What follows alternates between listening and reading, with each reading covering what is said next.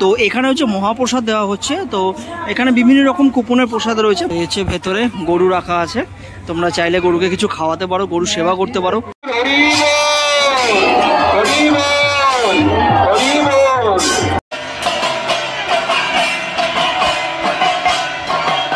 ভেতরটা কিন্তু অপূর্ব সাজানো, বেশ সুন্দর লাগছে এবং ভেতরটা এসে কিন্তু একটা আলাদাই মানে ভাইবস রয়েছে। হ্যালো বন্ধুরা, আরও একটা নতুন ভিডিওতে তোমাদের সবাইকে স্বাগত জানাই।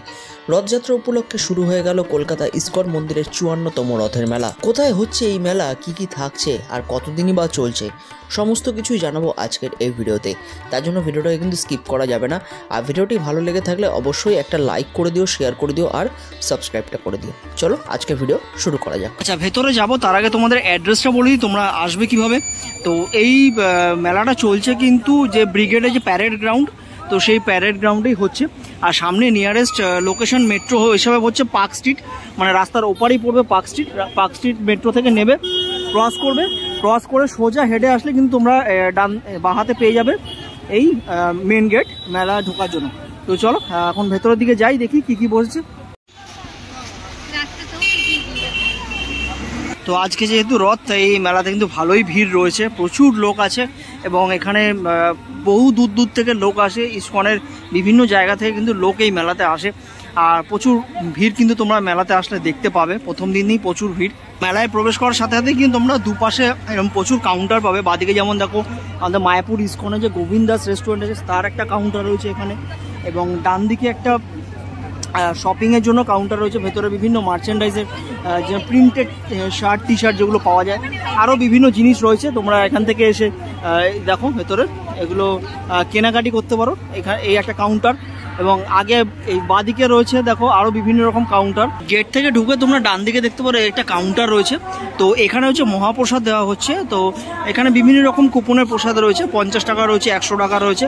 তো আমি আর ম্যাডাম বাড়ির জন্য দুটো নিলাম। তো এখানে লাড্ডু আর আমরা খাজা নিয়েছি। তো এটা একটা হচ্ছে 100 টাকা, যদি লাড্ডু নাও তাহলে 50 টাকা করে। তো আমরা দুবারের জন্য দুটো নিয়েছি এখান থেকে। যদি যারা খিচুড়ি নিতে চাও খিচুড়িও নিতে পারবে, আগে রয়েছে।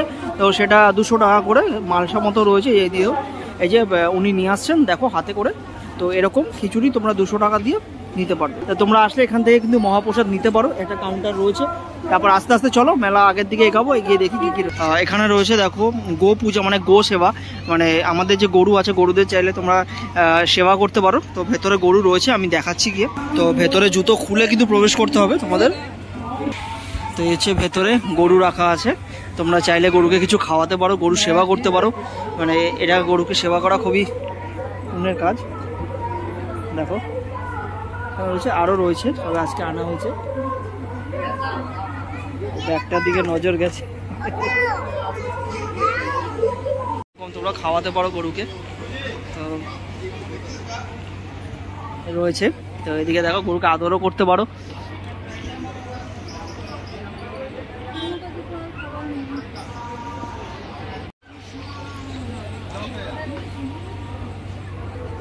তো সবাই এসে এখানে আদর করছে, খাওয়াচ্ছে, বেশ কিউট গরুগুলো।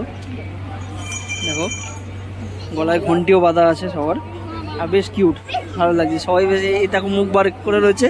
তো সবাই সেখানে বেশ আদর করছে। আর তোমরা চাইলে কিন্তু এখানে গোমাতাকে আরতিও করতে পারো, খাবার দিতে পারো, তার জন্য 300 টাকা করে কুপন রয়েছে। তো এনারা যেমন দিচ্ছে দেখো দিতে পারো এরকমভাবে।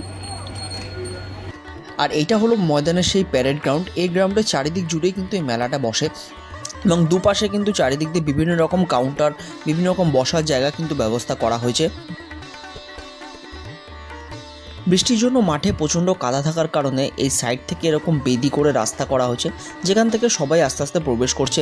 তোমরা এখান থেকে গেলে দেখতে পাবে ডান সাইডে অনেক কাউন্টার রয়েছে, কোনো বইয়ের কাউন্টার, কোনো জায়গায় রেস্ট করার কাউন্টার, বা কোনো জায়গায় প্রসাদ কুপনের জন্য কাউন্টার করা হয়েছে। আর মাঝখানে কিন্তু মাঠটাকে বেশ সুন্দর করে সাজানো হয়েছে, চারিদিক দিয়ে লাইট দিয়ে বেশ ভালো লাগছে। বিভিন্ন রকম লাইট জ্বলছে এবং প্রচুর মানুষের সমাগম রয়েছে। আর এদিকে দেখো ভোগের জন্য কিন্তু প্রচুর মালসা সাজানো রয়েছে। তবে মেলায় সব মানুষের ভিড় কিন্তু এই একটা জায়গায়, যেখানে হুবহু পুরীর মন্দিরের আদলে একটি প্যান্ডেল করা হয়েছে, যেখানে জগন্নাথ দেব, বলরাম এবং সুভদ্রা মহারানীকে রাখা হবে। আর এই প্যান্ডেলের পাশেই কিন্তু একটা ছোট্ট কাউন্টার রয়েছে, যেখানে দেখো জুতো রাখার জায়গা রয়েছে, পুষ্পাঞ্জলি দেওয়ার জায়গার কাউন্টার রয়েছে এবং তুলাদানের একটা জায়গা রয়েছে, যেখানে তোমরা দেখতে পাবে তুলাদান করা হচ্ছে একটি মানুষকে এক জায়গায় বসিয়ে এবং আরেক পাশে কিন্তু বিভিন্ন রকম জিনিস দিয়ে। আর এই হলো সেই প্যান্ডেল যার কাছে প্রচুর মানুষের ভিড় রয়েছে, পুরোপুরি পুরীর মন্দিরের আদলে কিন্তু তৈরি করা। তবে প্যান্ডেলের ভেতরে কোনো বিগ্রহই এখনো এসে পৌঁছায়নি, কারণ প্রত্যেকটি বিগ্রহই রয়েছে কিন্তু রথের মধ্যে।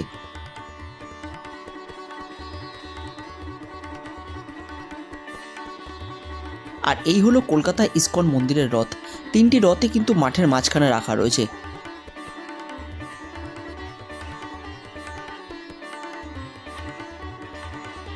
আর এখন তোমাদের দেখাবো জগন্নাথ দেব, বলরাম এবং সুভদ্রা মহারানীর বিগ্রহ কিভাবে নিয়ে যাওয়া হচ্ছে প্যান্ডেলের ভেতরে।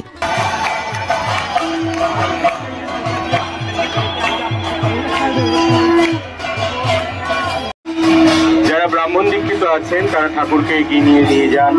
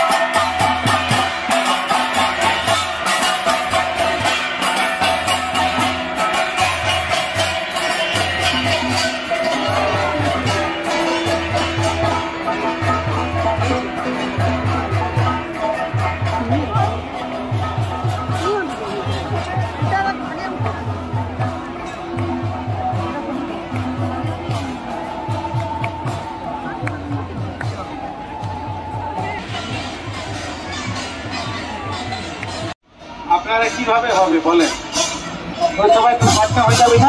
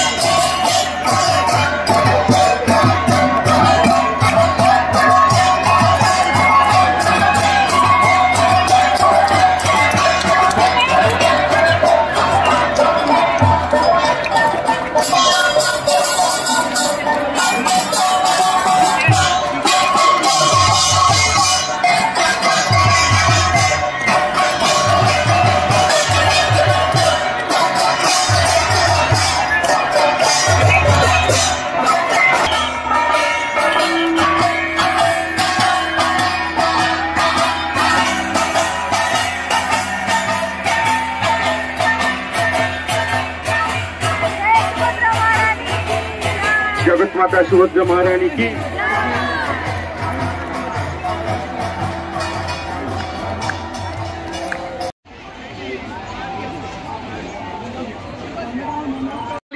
ताली দিতে থাকুন। ঠাকুর এখন যাবেন আনন্দ উৎসব এই বৃন্দাবনে, তাই একটু করতালি দিন সকলে মিলে। সবার আনন্দ লাগছে তো? ঠাকুর বৃন্দাবনে এসে গেছে। জয় জগন্নাথ, জয় মহাপ্রভু, জয় মহাপ্রভু, জয় মণিমা, জয় মণিমা, জয় মণিমা, জগৎগুরু শিল প্রভুপাদ কি। হরি বল, হরি বল, হরি বল। বিশেষ নিবেদন যে আপনারা কেউ মহাপ্রভুকে ছোবেন না, আপনারা কেউ জগন্নাথের গায়ে হাত দেবেন না। ঠাকুর জয় মহাপ্রভু, জয় মণিমা, জয় মণিমা, জয় মণিমা, অনুধ্বনি।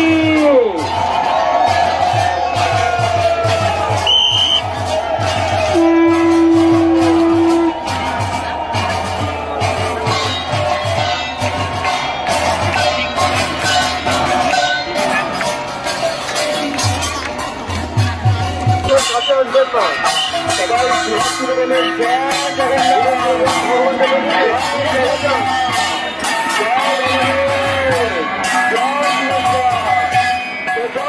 মহাপ্রভু, জয় মহাপ্রভু, জয় বলিয়া। অপূর্ব সুন্দর ভাবে তিনি যাচ্ছেন, কি আনন্দ আনন্দ, উলুধ্বনি, জোরে জোরে উলুধ্বনি, সকলে বলি হরি বলো, হরি বলো, হরি বলো। মণিমা যাচ্ছেন, মহাপ্রভু যাচ্ছেন তার রত্নবেদী অলঙ্কৃত। তো মন্দিরের সাইড দিয়ে এখানে একটা রাস্তা করা হয়েছে, যেখান দিয়ে এসে কিন্তু তোমরা ডাইরেক্ট মন্দিরের ভেতর ঢুকে ঠাকুরকে দর্শন করতে পারবে।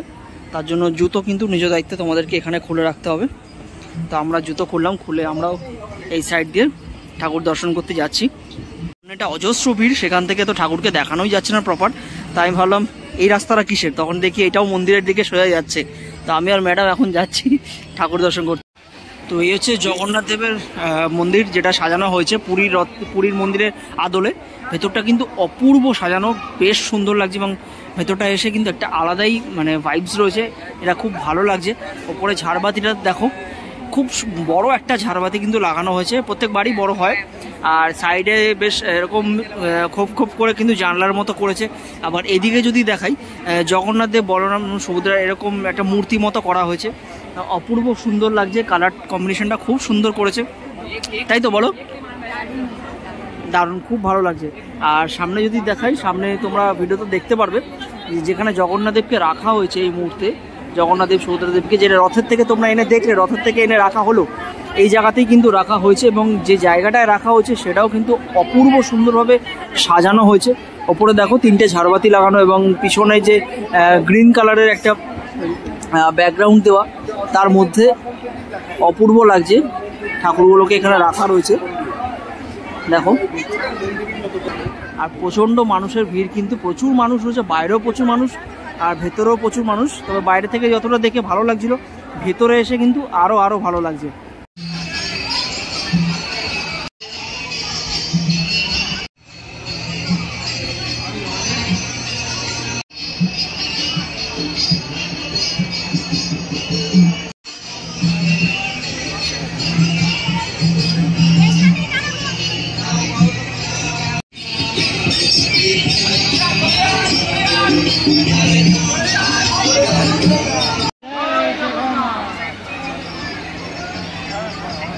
দেখে দেখে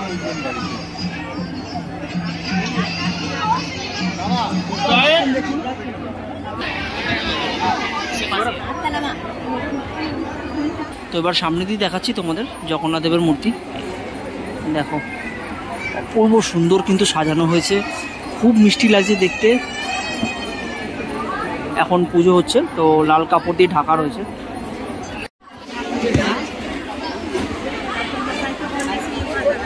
এছাড়াও আরও বিভিন্ন রকম কাউন্টার রয়েছে এবং এই যে লাইনটা তোমরা দেখতে পাচ্ছ, এটি হলো বিনামূল্যে ভোগ প্রসাদ গ্রহণ করার লাইন। এটা প্রত্যেক দিনই কিন্তু দেওয়া হয়, তোমরাও চাইলে এখান থেকে বিনামূল্যে ভোগ প্রসাদ নিতে পারো। আর রথ উৎসবে যদি পাঁপড়ি না খায় তাহলে কি করে হবে, তাই আজকে দিনটা শেষ করলাম পাঁপড় আর জিলাপি দিয়ে। তো এবার বলি এই মেলা চলবে কতদিন। মেলা শুরু হচ্ছে 27শে জুন অর্থাৎ রথযাত্রার দিন এবং মেলা চলবে কিন্তু উল্টো রথ পর্যন্ত অর্থাৎ 4ই জুলাই পর্যন্ত। আর মেলার টাইমিং হচ্ছে বিকাল 4টে থেকে রাত্রি 9টা পর্যন্ত।